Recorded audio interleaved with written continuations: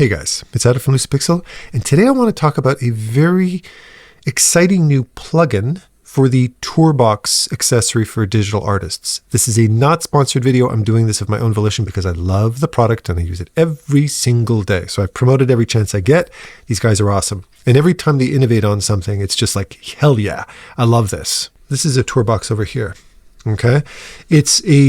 It's an accessory. It's it kind of feels like a game controller in your hand with a bunch of knobs and wheels and buttons on it that allow you to access tons of keyboard shortcuts, extremely fast, extremely responsive, and something you can pick up and get very comfortable with within minutes because every button and knob has a different feel, kind of like a game controller.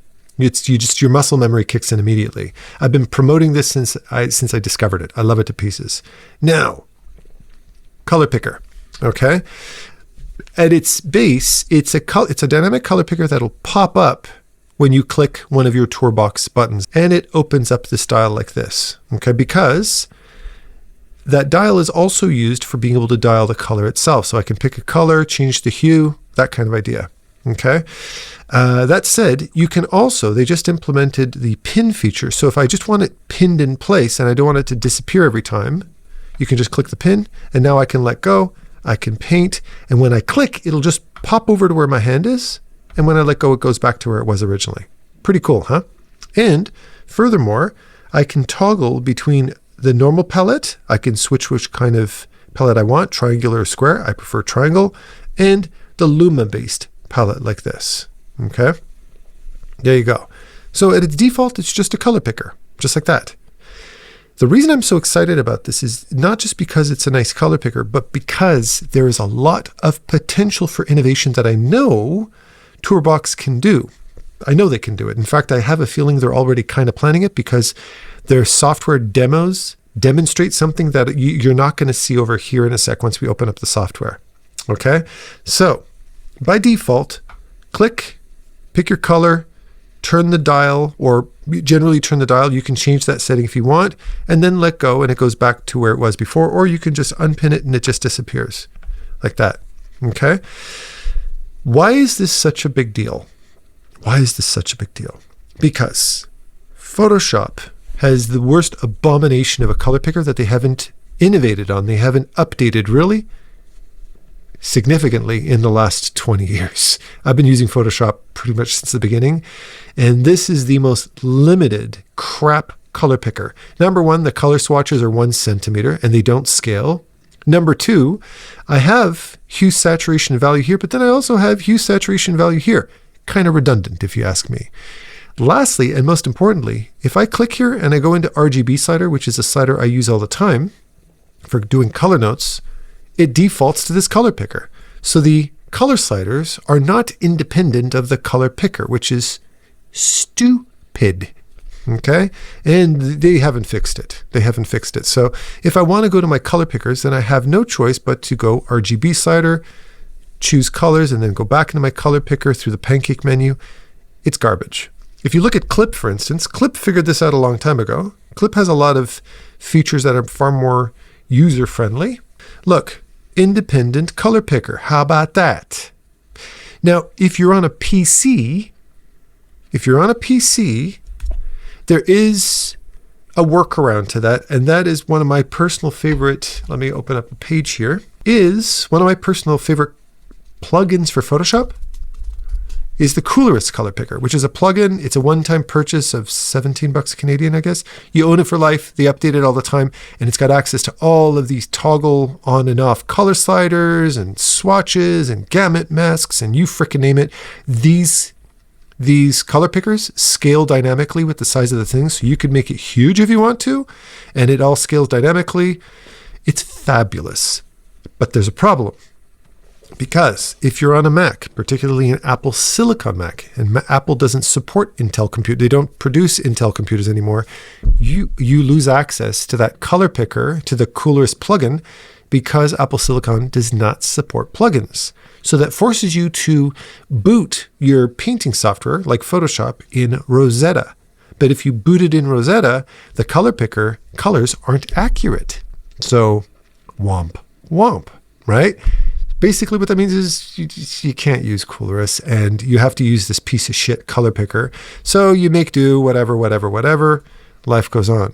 But with this, we now have potential, because what this is demonstrating is that through the TourBox software, you can implement features, you can implement sliders, you can implement different stuff in it, vastly expanding on Photoshop's plugin. And because this is universal, this works both in Clip, it works in Photoshop, you're good to go. So this really, really excites me, because now I can get access to a bunch of stuff I lost access to. And my guess is, if you go into the TourBox software and you go into Dynamic Color Picker, my guess is they're already starting to implement this. It just hasn't updated in the beta, because you can see it's still in beta. Okay. If I go into Preferences and I go into Adjustment Slider, look over on the left. You notice it's showing that there's a value slider underneath the color picker. Yet, if we go into Photoshop and I activate it, I'm not seeing a value slider unless there's something I don't know here. Okay. So my guess is that's probably something they've already considered. Okay. So there you go. So that would be really cool if I could adjust value and color, and ideally a RGB color slider. Bruh. Oh, hell yeah. Now we're talking. This could really, really finally allow Apple Silicon users to get access to this feature in Photoshop. I think it would be absolutely fantastic. Okay. So there you go. Now, as far as how I like to set myself up, and as far as installing it, if you go on the actual site, if you look at the phrasing that TourBox used for their software installation page, you can see they've got, this is 5.11.3. So this is the actual supported software. This is the beta. So 5.12 is the beta, and they're on beta 9. Works perfectly. I haven't had any issues with it. But what threw me off was that it said Clip Studio Paint. And I see it in big bold print. So I thought, oh, okay, that's the version for Clip. Where's the version for Photoshop? Because Instagram is advertising it on Photoshop as well. So I was like, oh, okay, I don't know what's up. Maybe only for PC. And I thought maybe it's a Mac thing. Shit. But this is actually not just for Clip. This is for Photoshop too, because I said, okay, well, crap, I can't get it for Photoshop yet. So I went and I installed it for Clip. But then when I went into the TourBox software and I went onto the Photoshop tab, oh, Dynamic Color Picker.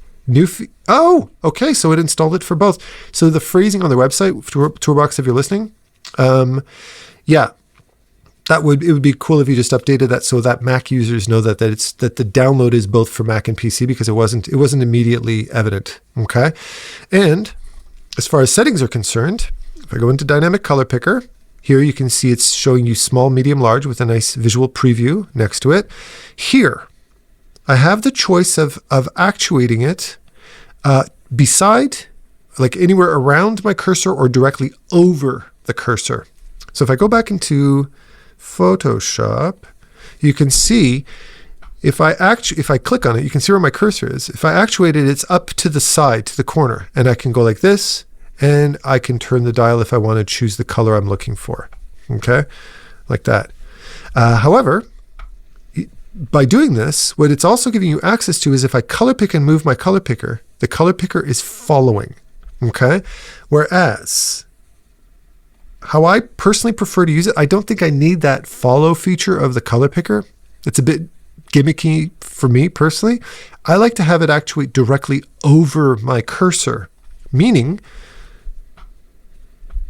see, it's much faster if it just actuates directly where it is, like that. That's a little bit faster. Okay. Now there's another feature here. If I get rid of that, I'm going to pin it. And by pinning it, now when I let go of the button, it doesn't disappear. And now I can just replace it where my original color picker was, because that's where I'm used to putting my color picker. Now, if I want to go up here and play with some colors, I can do it here. But if I click, it appears over my brush. How about that? See? And it'll always pop back to where it was before. I'm going to have a lot of students asking me where the hell I got this color picker from, because it's pretty cool. So that's how I would personally use it. And what would be really, really cool, if we go back into the TourBox software, my guess is You can see when I go into my preferences here and I go over the setting, I can click on this and I can choose whether I want it to be my wheel, my vertical wheel, or this wheel. But when I mouse over it, you can see I've got access to both. It's asking you to choose. It would be really cool if I could actually do both simultaneously. Okay, that's the first recommendation. Meaning, if I go back in here, if I click, if I turn the wheel, I adjust color, and if my other finger can easily access, my ring finger can easily access the vertical wheel. So I have the dial and the wheel, so I can adjust value and color with 2 different fingers. Wouldn't that be cool? Okay, that's my first recommendation.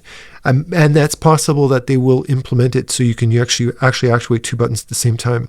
My second suggestion is to have a, quote, toggle mode, meaning right now I have the option between pinning it and having it appear where I am, okay, or B, to not have it do that. So just have it disappear and just appear when I need it, okay? For obvious reasons, I'd probably set it to this. However, a third mode could be if you just do a single click like that, or maybe click a certain button, it'll just toggle it on and off. I think that could actually be cool. And the reason being is because I like to use the middle dial to adjust the hue, when I'm pressing and turning simultaneously, it requires a lot of force for me to do both of these buttons. Otherwise, my only other option would be to set an other button to opening the panel and then the dial to changing the hue, which is using up an extra button. Or if I could just have a toggle mode where if I click it and let go, it stays open. And then if I click it again, it closes it. So it's an open close toggle. And that way, when I'm actually changing the hue, I don't have to press and turn at the same time. So it's much lighter on the fingers. I equate that to, if you're on a Mac, you can choose 3-finger drag, 3-finger drag for moving windows around, as opposed to click and drag simultaneously, which is more of a kind of a hard smearing action. So I always like to set my window drag or my click and drag to a gentle 3-finger touch on a trackpad. It just feels nicer on the fingers and I don't have to press and drag because that resistance feels like I'm using more force than I need. And this kind of has that same thing. If I'm clicking and rotating at the same time, it feels a little bit too draggy for me, where it's nice to just be able to rotate, turn the wheel, we're good to go. Yeah, that would be my main recommendation. But apart from that, ladies and gentlemen at TourBox, golf clap. You guys, another huge innovation that's bringing a ton of value. This is now my new color picker moving forward. Screw you Photoshop, screw you Adobe, TourBox all the way. Cool. Thanks for watching, guys.